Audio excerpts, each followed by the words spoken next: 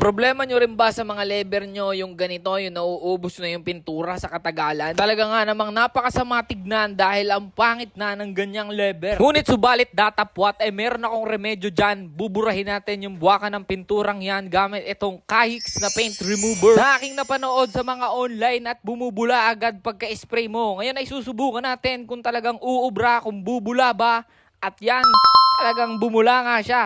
Ang galing. Tingin ko ay pwede mo din itong spray sa mga kabet dahil kung sila ay nakakapit, talagang bibitaw yan sa sobrang tindi ng chemical nito. Kaya kung gusto mo rin na humiwalay ang kabet, bumili ka na nito at ilalagay ko dyan sa baba ang Pucares na link upang hindi ka mapeke. Kaya naman talagang lihiti mo ang mabibili mong pangtanggal. At kung iniisip mo naman na sobrang mahal nito, ay nagkakamali ka dyan dahil 69 pesos lamang yan. At tingnan natin kung ano ang itsura.